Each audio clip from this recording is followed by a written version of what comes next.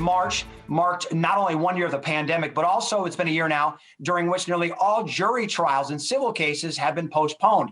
So certainly now more than ever, parties in litigation have been using what's called alternative dispute resolution. Here to give us a basic overview of ADR, attorney Tom Sinas of Sinas Dramis Law Firm is joining us as he does every week. Tom, what is alternative dispute resolution and what are the basic forms of it? It's a great question because you're right. In civil cases, which involves all of my practice, we're seeing a lot more use over the years, but particularly over the last year in what the abbreviation is ADR, alternative dispute resolution. And what that really means is resolving your case through some way other than a trial, other than a jury trial or a bench trial, which is a trial conducted by a judge. And in Michigan, there's three of the most common types, and it's confusing because they kind of all sound the same. They all end with ION, and they have a way of blurring together. The first is what's called mediation. And mediation generally is a concept where the parties voluntarily get together in a confidential process, and they choose a neutral third party to act as a mediator to see whether that third party can bring the parties together towards a voluntary settlement.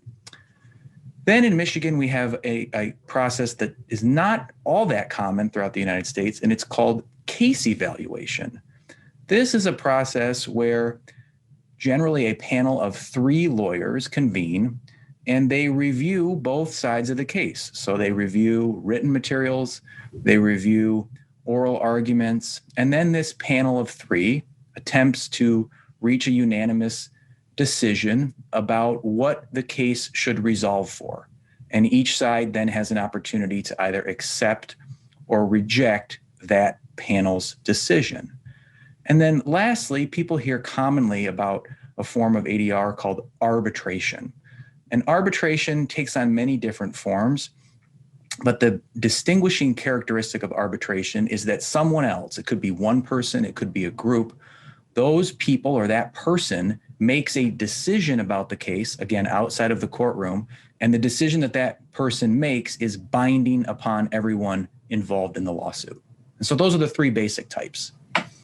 3 basic types. Which of those forms of ADR are binding and maybe which are not?